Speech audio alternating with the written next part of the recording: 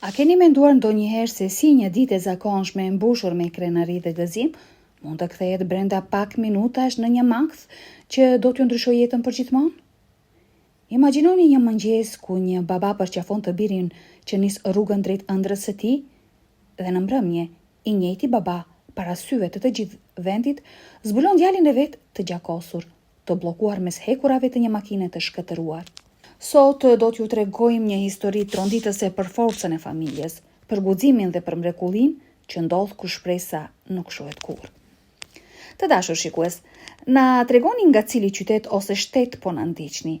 Shkruani më poshtë në komente dhe ndani me ne mendimet tuaja për këtë histori prekëse. Të hënën në mëngjes në shtëpinë e familjes Gromov kishte një atmosferë të veçantë, një atmosferë krenarie, gëzimi dhe pak emocion. Rreset e diellit dëpërtonin butësisht përmes perdeve në kuzhinën e gjerë, ku ishte mbledhur e gjithë familja. Ulur në tryez ishin Jaroslav, bashkëshortja e tij Ina, vajza e tyre më e vogël Lisa dhe sigurisht heroi i rastit djali i tyre i madh Artyom. Kjo ditë nuk ishte thjesht e veçantë, por e shumë pritur. Artyom po përgatitej për ditën e tij të parë të studimeve në Universitetin e Mjekësisë, ku kishte hyrë në fakultetin e rehabilitimit, një fushë për të cilën kishte ëndërruar që fëmijë. E frymëzonte ideja për t'u ndihmuar njerëzve të shëroheshin nga dëmtimet, për t'u kthyer lëvizjen, forcën dhe shpresën. Nuk mund ta besoj që kjo po ndodh vërtet, tha Artyom duke mbyllur çantën e shpinës. Më kujtohet kur ija në mensën e shkollës dhe imagjinoja si do të ishte dita ime e parë në universitet. Dhe ja ku erdhi, babai buzëqeshi, duke parë të birin me ngrohtësi dhe krenari. Sikur të ishte duke më mbajtur dorën në rishtin e parë të shkollës, e sot je një burr i rritur me një qëllim serioz. Ina hyri në dhomë me një pjatë me petulla, i vendosi me kujdes në tryez dhe e pa të birin plot dashuri. Unë dhe baba yt jemi krenar për ty, Artyom. Ke kaluar aq shumë që të arrish deri këtu. Tani, vetëm me mira të pret. Faleminderit mami, babi, ju gjithmonë keni qenë pranë. Nuk do të kisha mundur kur pa ju, falenderoj sinqerisht Artyom duke mbajtur me vështirësi lotët. Lisa, e cila ishte 13 vjeçe, rinte ulur pranë tij, paksa e mërzitur nga fakti që vëllai i madh po hynte në një jetë të re të rriturisht. Tani ti je gati si doktor. Do më shërosh edhe mua, sinqerisht Liska. Ti do jesh pacientja ime kryesore, buzëqeshi dhe i shkili syrin. Pas një mëngjesi të bollshëm, Ina i dha të birit një enë. Këtu janë syrnikët e tu të preferuar. Edhe disa manafera. Le të nis dita ëmbël. Jaroslav e përqafoi fort të birin dhe i tha: "Ji krenar për atë që bën. Mëso, përpiqu, lidhu me njerëz. Kjo kohë do të kaloj shpejt. Mos e lër të ik." Artyom pohoi me kokë dhe duke buzëqeshur doli nga shtëpia. Hipi në makinë, ku në xhamin e pasëm ishte një ngjitëse ku shkruaj: "E dua rehabilitimin." Vete kishte ngjitur pas pranimit, një pikë e vogël, por e rëndësishme krenarie. Babai pasi e çoi Lisa në shkollë, shkoi në punën e tij, në redaksinë e kanalit televiziv Vesti Novogorod. Pavarësisht moshës dhe dhjetra reportazheve, ai ende ishte po aq i pasionuar për punën e tij sa në vitet e para. Atë ditë kishte një intervistë rëndësishme me guvernatorin rajonal Aleksej Kovalev.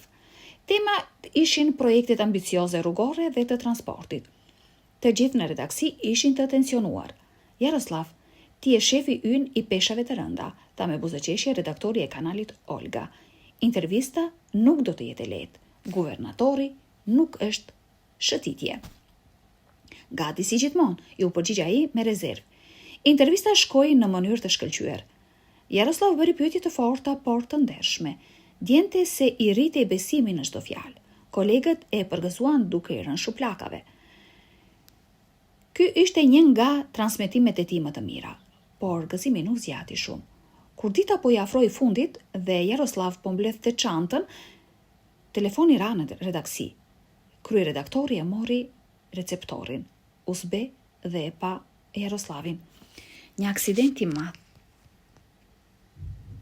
Disa makina, njerëzit janë të tensionuar. Do shkosh ti me njëherë?" U pranua, po nisem, tha pa imagjinuar që në pak minuta jeta e tij do të ndryshonte përgjithmonë. Ajo nis me kameramanin dhe teknikun e zërit. Gjatë rrugës kujtonte të gjitha standardet për filmimin në raste emergjence. Por një shëtësim i çuditshëm po i ritej brenda. Kur mbritën, pamja ishte tronditëse. Makinat të shtypura, tym, prit ma njerëz të hutuar. Filloi transmetimi. Jemi në prospektin Leningradski, ku para vetëm 20 minutash ndodhi një aksident i madh. Sipas të dhënave paraprake, janë përfshirë 5 automjete dhe 4 lënduar. Lëvizte ngadalë përgjatë vendit të ngjarjes. Dhe atëherë, syt i ran mbi një ngjitëse të njohur e dua rehabilitimin. U bë akull, vrapoi drejt makinës, duart i tridheshin. Kjo nuk mund të jetë. Nuk mund të jetë ky Artyom. Pëshpëriti dhe u zbe. Shikoi brenda dhe pa të birin, të ngecur mes metaleve, të përgjakur pa ndjenja. Jo, Artyom, bërtiti aq fort sa ju qa zemra. Kamera po filmonte gjithçka, e gjithë vendi po shikonte drejt për drejt se si një reporter njikte viktimën si djalin e tij. Kameramani e largoi kamerën, kolegët e Jaroslavit përpiqeshin ta tërhiqnin. Duhet të jem këtu, ky është djali im. Ai po merr frym. E kuptoni? Bërtiste duke luftuar me ta. Shpëtimtarët janë rrugës, mund t'i bëjmë dëm nëse nxjerrim pa kujdes, përpiqej t'i shpjegonte kameramani. Minutat dukeshin si një përjetësi. Më në fund, zjarfikësit dhe mjekët mbritën, përreth dëgjoheshin sirena. Jaroslav ndihmoi të mbante kokën e Artyomit që të mos dëmtoi shtylla kurrizore. Ai nuk ishte me një gazetar, ishte një baba. Po mbajmë, kujdes afër asaj trare ka mëlçi, komandonte njëri nga shpëtimtarët. Pas një ore e gjysmë pune të kujdesshme të ekipit e emergjencës, Artyom u nxor, ishte pa ndjenja i mbuluar me gjak. E morën me njerë për në spital. Ina dhe Lisa vrapuan në vendngjarje, të treu përqafuan duke qarë. Gjithçka që ndodhi u filmuan nga kanalet të tjera televizive. Qindra mira njerëz ndoqën tragjedin drejt për drejt. Filloi një operacion i komplikuar në spital. 4 orë pritje, lot, ndjenje pafuqie, më në fund mjeku doli. Dëmtimet janë serioze, por për fat të mirë, asnjë organ jetik nuk është prekur. Do të mbijetojmë, por do të kërkojmë rehabilitim afatgjat. Është një mrekulli e vërtet. Familja qau nga gëzimi dhe i gjithë vendi mori frym i lehtësuar. Kanë kaluar 7 muaj që nga ajo ditë e tmerrshme kur koha sikur u ndal për familjen Gromov, që atëherë shumë gjëra kanë ndryshuar, jo vetëm në jetët e tyre, por edhe në zemrat e mira njerëzve në të gjithë vendin. Artyom pavarësisht të gjitha frikrave u shërua. Rruga drejt të rikuperimit ishte e gjatë dhe e vështirë, fraktura të shumta, operacione, net pa gjumë në dhomën e spitalit, muaj të tërë në një qendër rehabilitimi. Ai mësoi sërish të ecte, përballoi dhimbjen, kaloi procedura të lodhshme her pas her, por asnjëherë nuk u ankua. Sytë e tij ende shkëlqenin nga ëndra për të bërë dikush që do të ndihmonte të tjerët të shëroheshin. E dinte mirë se çfarë ishte të ishe mes jetës dhe vdekjes, dhe kjo e bëri edhe më të vendosur. Historia e Jaroslav Gromovit u përhap në të gjithë vendin. Ai u bë shembull një gazetari dhe babai të vërtet. U ftua në televizionin qendror për të prezantuar lajmet e mbrëmjes. Në çdo emision, ai përpiqej jo vetëm të informonte, por edhe të frymëzonte. E dinte se edhe në momente më të errëta mund të gjesh dritë, nëse pranë ke dashuri dhe besim. Të dashur shikues, çfarë mendoni për këtë histori? Ju lutem, na tregoni në komente më poshtë.